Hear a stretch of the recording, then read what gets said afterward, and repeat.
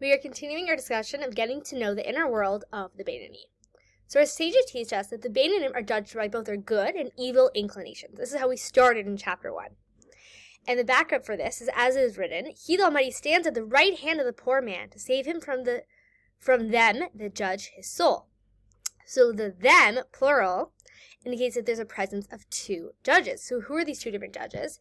This is both the Yetzer Hara, the evil inclination, and the Yetzer Tov, or the animal soul and the godly soul. He's judged by both inclinations.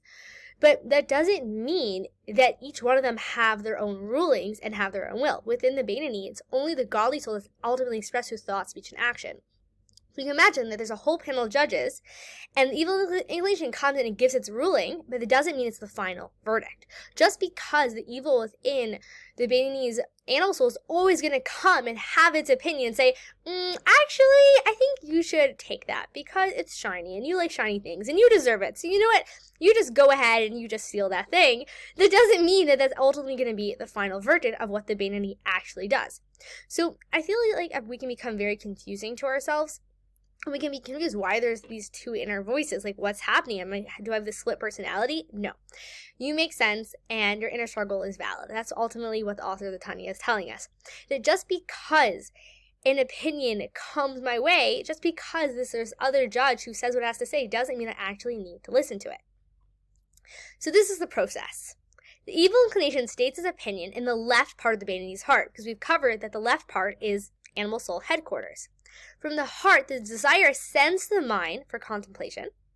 Immediately upon its ascent to the brain, it is challenged by the second judge, the divine soul, residing in the brain, which extends into the right part of the heart where the good inclination abides. Okay, so it's kind of like this ping pong, goes from the left side of the heart up to the brain, and from the brain, the godly soul realizes what's happening. So ultimately, thoughts are just a suggestion. They can easily be ignored because just because I think something doesn't mean it's true, which sounds simple, but it's actually revolutionary. The moment I'm able to question my thought, I'm like, is that actually true?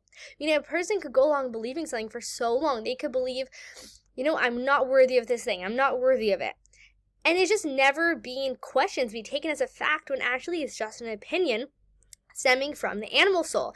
And so the moment I'm able to question it, the moment I'm able to say, actually, I can ignore that, just an opinion, I don't need to go with it, that's when we're set free. And so as long as we're just listening to the animal soul, we're not living a state of freedom because we're not tapping into our free will. Our free will comes in when we realize, wait a second, this is just a thought, it's just an opinion, and I get to make the ultimate decision. A lot of times people think, if I have God in my life, it's going to take away from my freedom of choice. I won't just be able to do whatever I want. But it's actually the opposite. When we realize the divinity within ourselves, when we're connected above, it gives us the free will and the power to be able to look at ourselves and be like, that actually isn't the decision that's going to lead to my ultimate freedom. To give an example, someone would be like, well, if I have to keep Shabbat, well, then I'm not free to drive a car. Right, so there's a certain freedom of being able to drive a car whenever I want, but there's also a certain freedom called getting to spend time with my family and getting to hear my own inner world and getting to have time just in the space of tranquility without the go, go, go, and having time to actually connect to the source of all life, right? To plug into the source of energy, to way beyond the source of energy. Just like the analogy I was thinking of, just like plugging your phone in, right? I get that recharge. And so, yeah, there's the freedom of being able to drive my car whenever I want, but there's ultimately a greater freedom I'm going to give up if I'm not celebrating Shabbat. And so it's actually through realizing that the divinity within ourselves and having God in my life that I'm able to tap into the truest choices, the choices that are most aligned with my true essence. So the final verdict rests with the arbitrator, the Holy One, blessed be He, who comes to the aid of the good inclination. As our sages say, man's evil inclinations gather strength daily. If the Almighty did not help him, he cannot overcome it.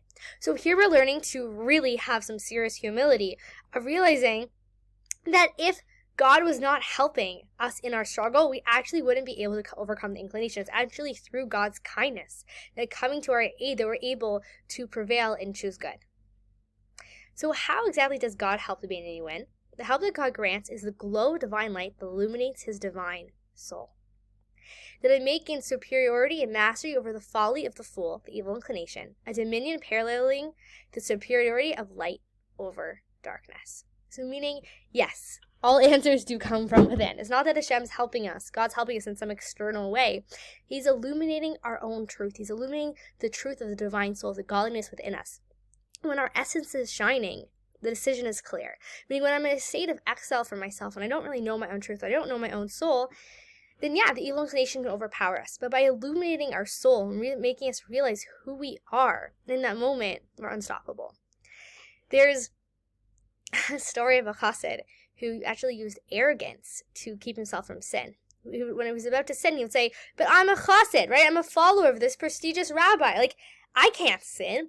And it was just from realizing like a truer identity, meaning from realizing, wait a second, when I realized, wait a second, I'm a part of God. I can't sin. Like, using that idea of like realizing who we actually are. Wait a second, I'm here sent on a unique mission that no person in human history has ever been sent on, because if so, I wouldn't have been sent, right? I'm here for a unique mission that no one else of all the thousands of years, all the different generations couldn't possibly fulfill. And when we realize that, when we illuminate our divine soul, when Hashem gives us light to really see who we are, then we're unstoppable. And that's one of the reasons the Yetzer Hara in this generation, the evil inclination, makes us doubt ourselves so much. Yeah, if you thought you're the only person who doubts themselves, no, it's all of us, okay? Because when we're busy doubting our own greatness and being in denial of the godliness, the beauty that Hashem has put into our soul, we're not actually able to achieve our mission. But we were to not stopping afraid of being arrogant and actually have the true humility to realize the greatness that God's put inside of us. Watch out, Yetzer Hara. So really, humility 101. I couldn't have done it alone, right? I needed Hashem to illuminate my divine soul in that moment. Thank you for taking the time to learn today's Tanya together. And today, as we're going through, the daily challenges, whatever's going on with us, really just taking that moment to say, Hashem, help me. Illuminate my divine soul. I want to win. Hashem, make the ultimate verdict. Help me to choose my faith over my fear, to choose peace over causing an argument, to choose compassion over fear and harboring stuff, and just really asking Hashem to help us achieve this mission of allowing our divine self to be expressed. Thank you and have a fantastic day.